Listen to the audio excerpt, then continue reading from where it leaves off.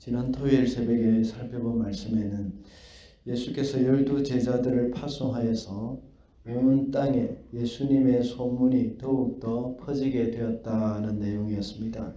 그래서 헤롯은 과거에 자기가 죽인 세례 요한이 다시 살아났다고 생각하고는 거기에 대해서 두려워했다고 내용이 나와 있습니다. 그리고 예수님은 또 오병이어의 기적을 일으키셔서 남자만 5,000명을 먹이시고 12바구니를 남긴 사건도 있었습니다. 이런 내용들을 통하여서 우리는 하나님의 나라라는 제목으로 말씀을 살펴보았습니다. 하나님의 나라는 치유의 나라이고 악인이 두려워하는 나라이며 풍성함이 있는 나라라고 했습니다. 오늘 본문에서는 베드로의 신앙 고백과 함께 예수님은 마침내 장차 고난을 받게 될 것, 그리고 사흘 만에 다시 살아나게 될 것을 말씀하십니다. 그러면서 제자들도 함께 고난을 각오하고 예수님을 쫓아야 한다는 것을 기록하고 있습니다. 오늘 우리 성도들도 역시 주님을 따른다면 이런 마음가짐이 있어야 합니다. 그래서 오늘은 참된 제자라는 제목으로 말씀을 우리가 어떤 자세로 주를 따라야 할 것인지를 살펴보도록 하겠습니다. 첫째로 참된 제자는 올바른 신앙 고백을 하는 사람입니다. 20절 말씀입니다. 예수께서 그들에게 물으셨다. 그러면 너희는 나를 누구라고 하느냐? 베드로가 대답하였다. 하나님의 그리스도이십니다. 예수께서 제자들에게 질문을 하셨습니다. 그 질문의 내용은 사람들이 나를 누구라고 하느냐는 질문입니다. 왜냐하면 지난 시간에 살펴본 바와 같이 제자들을 파송하여서 예수님에 대한 소문이 더욱더 널리 퍼지게 되었습니다. 그래서 헤롯과 같은 사람은 세례 요한이 다시 살아났다고 믿었기 때문입니다. 그래서 이 예수님은 사람들의 인식뿐만 아니라 예수님에 대한 제자들의 인식을 또한 알기를 원하신 것입니다. 그래서 예수님은 먼저 사람들이 예수님을 누구라고 하는지를 물으셨을 때에 더러는 세례 요한이라고 하고 더러는 엘리야 또는 옛 선지자 중에 한 사람이 살아났다고 말하는 사람이 있다 하면서 대답을 했던 겁니다.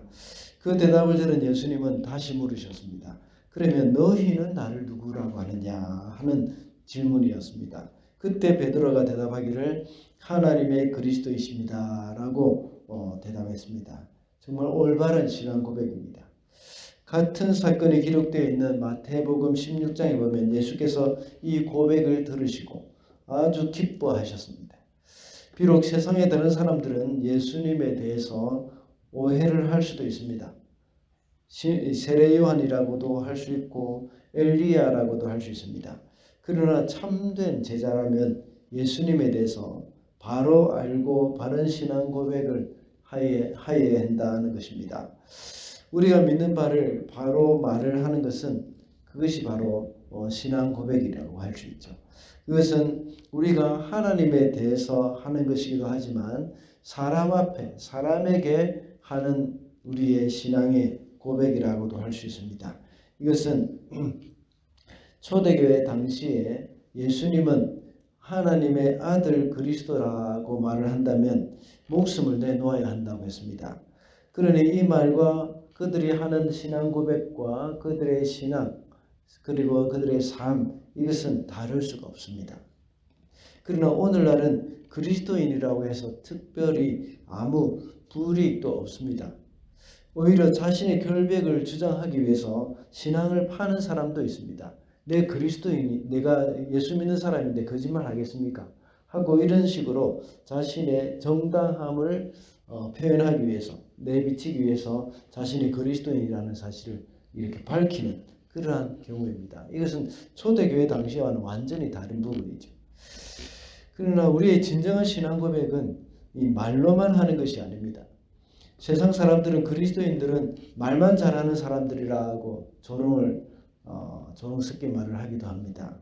우리가 정말 올바른 신앙 고백을 한다면 우리의 말뿐만 아니라 우리의 삶이 따라야 한다는 것을 잊어서는 안 되겠습니다. 그러므로 참된 제자는 올바른 신앙 고백을 하는 사람이라는 것을 기억해야 하겠습니다. 둘째로 참된 제자는 주님의 길을 가는 사람입니다. 23절 말씀입니다.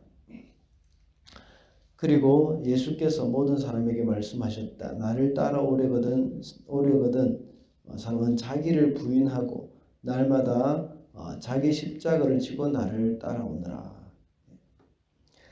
베드로의 신앙 고백을 들은 예수님은 그날로부터 장차 고난을 받으시고 죽임을 당하게 될 것을 말씀하셨습니다. 그리고 3일 만에 다시 부활하게 될 것, 다시 살아나게 되실 것을 말씀하셨습니다. 그리고 이제 제자들에게도 나를 따라오려거든 자기를 부인하고 자기 십자가를 지고 따라오라고 하셨습니다.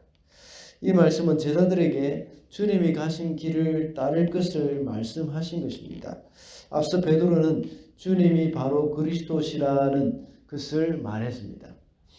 하나님의 아들 그리스도가 가는 길을 사람들에게 그런 영광을 얻을 길이 아니라 십자가의 길이라는 것을 말씀하고 있습니다. 그리고 그 길을 제자들도 역시 따라야 한다는 것을 말씀하고 있습니다. 참된 제자는 이 세상의 영광을 얻는 길이 아니라는 것입니다.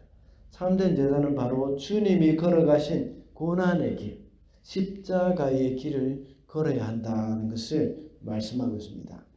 제가 십자가를 이야기할 때마다 빠뜨리지 않는 말이 있습니다. 그것은 바로 십자가는 자원해서 지고 가는 그러한 것이라는 것입니다. 예수께서 십자가를 지신 것은 어쩔 수 없이 억지로 지고 가신 것이 아니라 예수님은 십자가를 지지 않으셔도 충분히 아무도 거기에 대해서 불만을 표시할 수 없습니다. 그렇지만 예수님께서는 당신께서 직접 자원해서 선택해서 지고 가신 것이 바로 십자가입니다. 이와 같이 주님의 제자들도 역시 주님과 같이 십자가의 길을 걸어가는 데 있어서 우리의 모든 권리를 포기하고 주님과 같이 자원해서 불편한 삶을 살고 가난한 삶을 살고 또 여러 가지 부족한 부분들 그것 감수하면서 살아가는 것, 그것이 바로 제자의 길이라는 겁니다. 나는 없어지고 주님만 드러나는 삶, 이런 것이 우리 제자들에게 이루어져야 합니다. 비록 세상 사람들에게 인정을 받지 못하지만 하나님이 인정해 주신다면 거기에 만족하는 그런 마음을 가지고 기뻐하고 또 기뻐해야 하는 겁니다. 그런 삶이 바로 주님을 따라가는 삶이요 참된 제자의 삶이라는 것을 말씀하고 있습니다.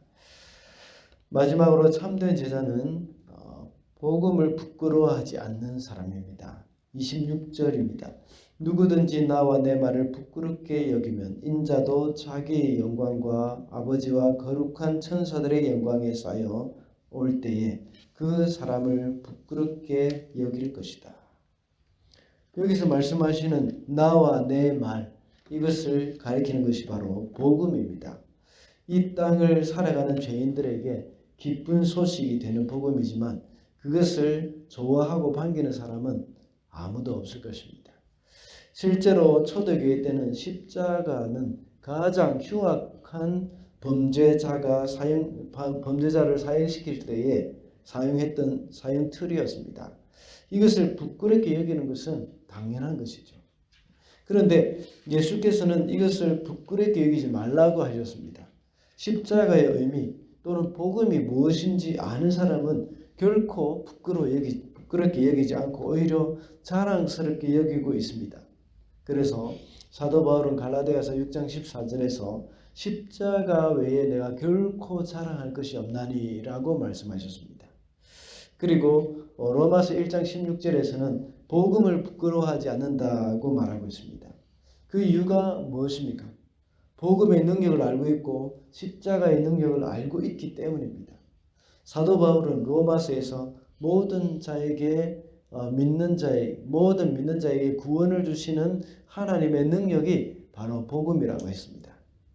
그리고 그리스도로 인해서 내가 세상에 대하여 죽고 세상이 나에 대해서 죽었다. 다시 말하자면 세상이 나에 대해서 못 박히고 내가 세상에 대해서 못 박혔다고 말하고 있습니다. 이 놀라운 진리는 경험하지 않은 사람, 결코 아무리 말을 해도 이해할 수 없을 것입니다. 십자가를 통과한 사람은 이 귀한 진리를 알게 되고 이 진리를 자랑스러워할 뿐만 아니라 복음을 위해서 목숨을 걸게 되는 것입니다. 이런 사람이 바로 참된 제자라고 할 수 있습니다. 말씀을 맺겠습니다. 오늘은 참된 제자라는 제목으로 말씀을 살펴봤습니다. 참된 제자는 올바른 신앙을 고백하는 사람이고 주님의 길을 걸어가는 사람이며 복음을 부끄러워하지 않는 사람이라고 했습니다. 오늘도 이 참된 제자로 살아가게 되는 저와 여러분이 되시기를 바랍니다.